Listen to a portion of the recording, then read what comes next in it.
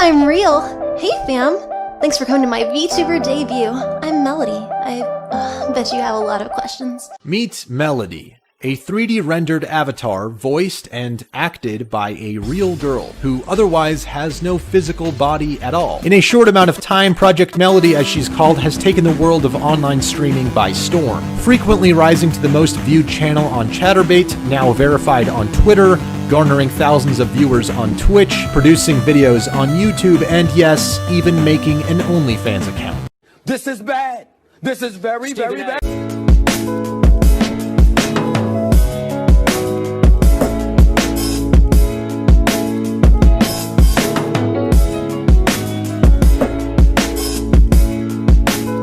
Welcome back to the channel. I'm your host, Osa.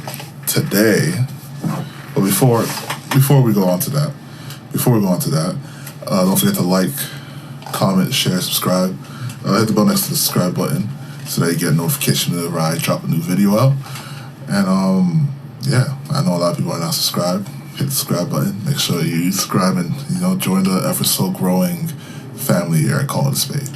All right, so today we're going to react to a video that came out back in April about OnlyFans. So this is a video that was very extensively done by. So this is a very extensive video that he did about not just from the consumer, but also from the person who also giving out these videos back on that. Most of the people that are giving out these videos back over at OnlyFans, right? So let's react to the video.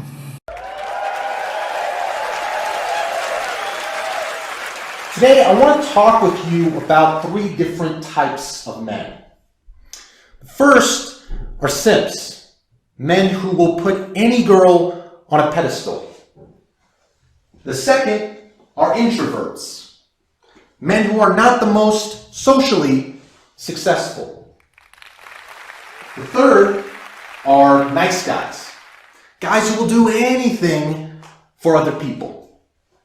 So 3 things: simps, introverts, nice guys. Simps, introverts, nice guys. Simps, introverts, nice guys. Are you getting it yet? These are not 3 different types of men. It's one type of guy. And we're calling it the OnlyFans men. Alright, simping isn't bad. Simping is king shit, okay? It's big simping, baby! Defending everything a girl does, liking all of her tweets, spending $500 on her used underwear. Look, we've all done it before. That's nothing new. What is a new phenomenon, however, are the plethora of girls who have created an entrepreneurial business out of selling nude and lewd pictures of themselves to followers on sites like OnlyFans and Patreon. Racking in over $10,000 a month in some cases, these women blur the lines between sex work and content creation. So OnlyFans is obviously a big business, and I think back at the height of it, back a few months earlier this year, I think there was a lot of people who were cashing in about thousands of dollars per month, like quitting their jobs completely. Some were even buying new houses, as new homeowners. Some of them were even buying houses straight up. Like, they were racking up a lot of money, especially back early in 2020. Around like the April, May, around that time. So these people were racking up bread. So no, this is not too far off. OnlyFans page supplies an endless feed of arousing photos and clips catered directly to their followers, who in turn are charged a varying monthly fee. Who exactly are the type of people willing to showcase their bodies all over the internet with an OnlyFans account? Who are the anonymous users paying money to feast their eyes upon these fair maidens? And most importantly of all, why would anyone pay for nude content when it's available everywhere online for free?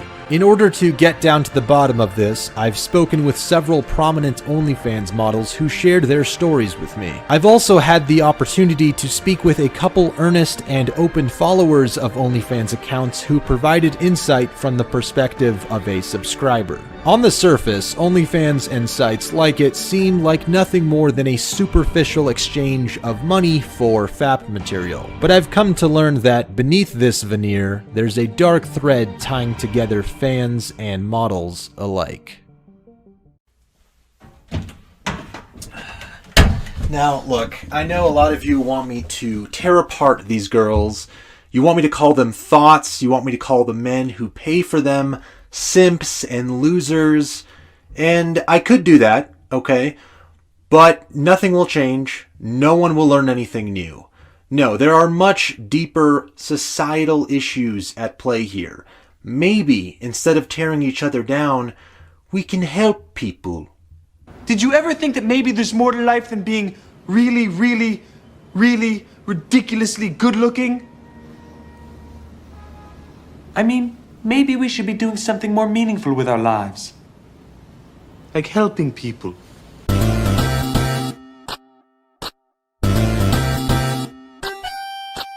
OnlyFans launched in 2016 under the parent company Phoenix International Limited. The premise of the site is simple. Users have the freedom to reveal as much of their bodies as they want in the form of photos and videos, which are locked behind a paywall. It has everyone, from the innocent girl next door to the experienced adult performer to dominatrixes and even grandma. This is getting ridiculous. Who's grandma on OnlyFans, man? Who the hell's grandma on OnlyFans, man? That's crazy, man. Like who grandma's on there?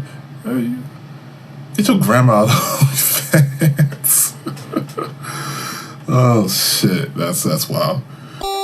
Don't forget about men, YouTubers, and virtual hentai girls as well. To access these provocative pictures, followers of these accounts pay anywhere from $5 all the way up to $20 a month. In addition, fans also pay to privately message these models. OnlyFans has had a substantial surge in popularity, having paid out over $400 million to its over 260,000 creators as of March 2020. $400 million. Let that sink in for y'all. $400 million has been paid to all the creators on that site, and majority of them are putting out lewd photos, basically. $400 million. Imagine how much OnlyFans, the actual company, is making. Crazy. That's crazy. Top models on the site, Dani Harwood, started her page in 2016 and made a mere $257 in her first month. Fast forward to 2018 and she earned $52,760 in November alone. In 2019, another thick model, Jem Wolfe, managed to grow a following of 10,000 people, each paying $10 a month. Twitch streamer Anissa Joma, who launched an OnlyFans account on March 9th, amassed over 2,500 followers, paying $12 a month in under 10 days. These kinds of figures make the wages of a medical doctor, pharmacist, and even a Twitch streamer seem like chump change by comparison. Maybe that's why so many women, including Twitch streamers, have begun OnlyFans pages of their own.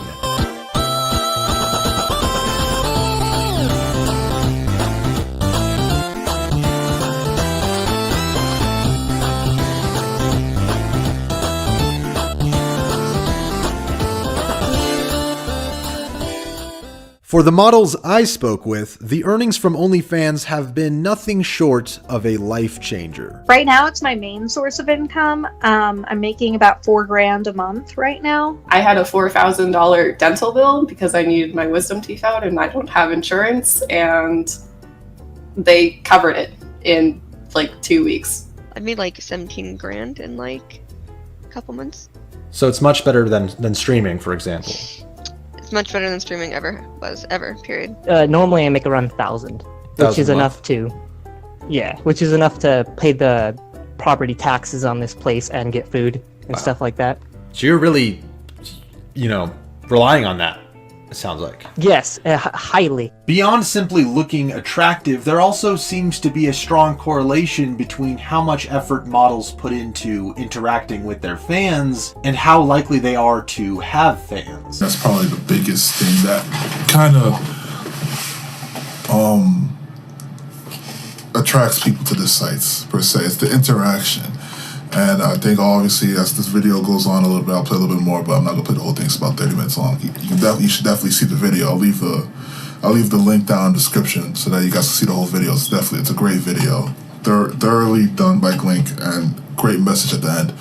But the biggest factor here is the interaction, right?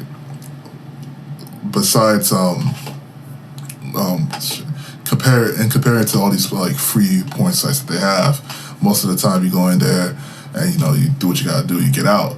Here, the people who are running these accounts are also talking to the people, talking to their customers as well, having some sort of connection there. And if you bring in the right type of people, like he highlighted before, the simps, the nice guy, the introvert, people that are not necessarily more socially awkward in terms of how they move around society per se. They don't have necessarily the ability to interact with other people or other women, in this case for men, right? So they will lean towards that more often than not. So having the idea to have those type of content as well as the connection to it really draws people in there together. And most of these, and as the video goes along too, because I did see the video, as the video goes along, you manage to see it, the people who deliver this content says the same thing. Like the biggest thing for most of these guys here is just the connection, is to be able to talk to somebody, which does bring in a much more bigger problem, but we'll get to that later on. Let's continue. Access to adult content on the internet is nothing new, and I don't have to tell you that, but there is something that endless amounts of pornography does not provide: meaningful interaction. I asked 2 anonymous subscribers, who will be going by the names Rain and Coach respectively for this video, what kept them paying for OnlyFans. It's because of the connections you make. Because when you watch porn, like, I don't know, you wanna fap, you wanna jerk off, and you find a video and you like anything you want to watch and you jerk off to it. So it's like minutes, and I don't have any connection to the girl. I don't know their names. At the time, it actually wasn't more for the porn, it's more for just the connection, because I was dealing with a lot of loneliness, because a lot of my friends had left high school and stuff, and I had no one to talk to, and that's why I started using it. And the models I spoke with also acknowledged the importance of interaction as a part of their business. I mean, this is their money. I mean, porn is free, and they're choosing to give you, money that they've slaved over. That's their labored money, and they're giving to you, just some random girl online that takes their clothes off. So it's there has to be some sort of praise, I guess, in a sense, gratefulness, that kind of stuff. And I feel like they would see it as almost disrespectful if I didn't respond back to them as fast as I could. And I've gotten so overwhelmed to where I've had backed up DMs for 15 days that I had to go through and respond to and apologize and then give them free stuff because I wasn't responding fast enough, and I felt bad. I really think videos isn't the majority part of it. It is for some people, but some people really love the interaction that I give to them, which is you can't get from Pornhub. They aren't looking to make close friends or find relationships through OnlyFans, and it seems like this is an unspoken understanding between them and their followers. This is probably too deep for this type of interview, but I feel that when you want someone really badly and you can't have them, it hurts more than just being alone. So I'd rather just work on myself and hang out and do things with friends than obsess over someone that's like not there. Did you ever try to get with this model or any model? Not really. Like the closest I could have got to that model is they live like 10 hours away from me where one of my uncle lives. That was like the closest I could get, but even then I wasn't really pursuing it.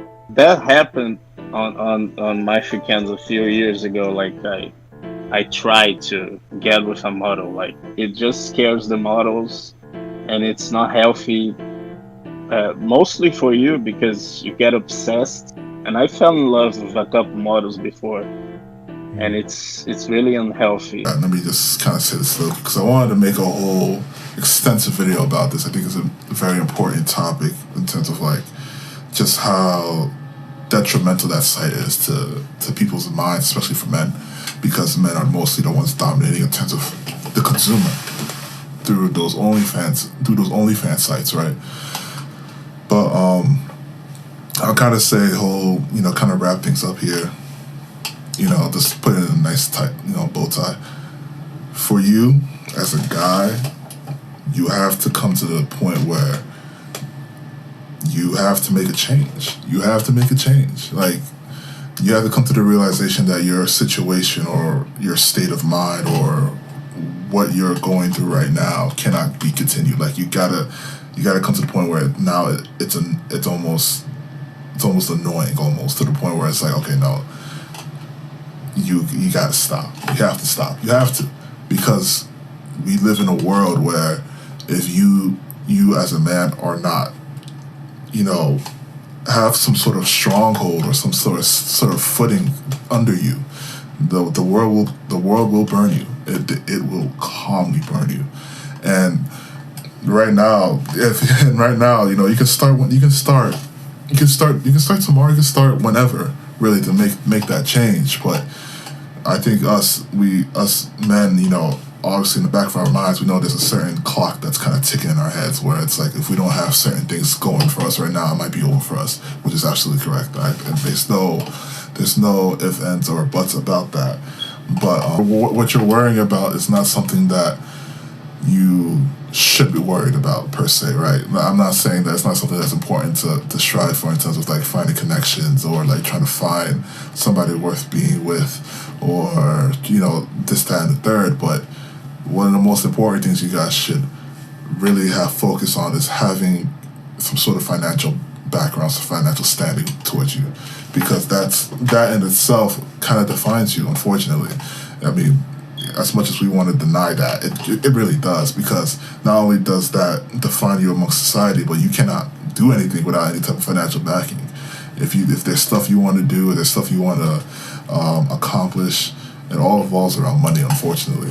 And because of that, you need to be able to have that type of resource or the resources that you need in order to accomplish what you really need to accomplish. And that should be the first and foremost. Women comes in later on as a byproduct of that, because they see that you're on your mission, you're on your goals, you're on your path to where you need to go, where you're trying to go, and they will just follow along. They'll just fall right in line with that. And it's not going to be hard. They're going to understand. Things tend to fall in place per se when you're doing that, as opposed of you being depressed about this chick didn't want me, or you chase another chick afterwards. This chick didn't want me. Oh, this chick didn't want me again, and you're not necessarily making not necessarily getting improving yourself. Improve yourself financially, improve yourself physically, improve yourself mentally. Mentally is very important. Like, do you understand who you are? These are the questions you have to ask yourself. These are the questions you have to ask yourself. Do you understand who you are? Are you where you need to be? Mentally. That's the first thing. Mentally. Are you where you need to be mentally? Are you there? Do you look in the mirror and see and recognize who you're seeing? Or do you like who you're seeing? You understand what I'm saying? These are some of the questions that you as a man have to ask yourself first. Because if you don't find those answers first, you're going to be swayed back to wherever other people want to sway you in, because you're going to constantly try to fit into a certain mold that people want you to fit in, that people would want you to be in, so that you can be accepted by a certain group, which is which is not the case, which shouldn't be the case for you or for anyone else, honestly, men or women, really. So ask yourself who you are. Do you look yourself in the mirror? Do you recognize who you're looking at?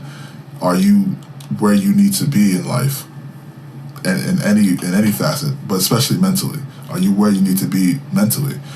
And those are hard questions. I'm not gonna lie, those are hard questions, and it might take years for you to figure that out. But take that walk, take that journey, take however long that you need to take, because though that time period of you finding yourself, you understanding who you are, might be the most important time period of your life, because that's going to set you up for the success that's going to come in later on down the road, where now you're like, damn, you're gonna look back at your life and you wonder, man, how the hell was I doing all that nonsense, right? It doesn't make any sense, right? Like, how the hell was I doing all that shit?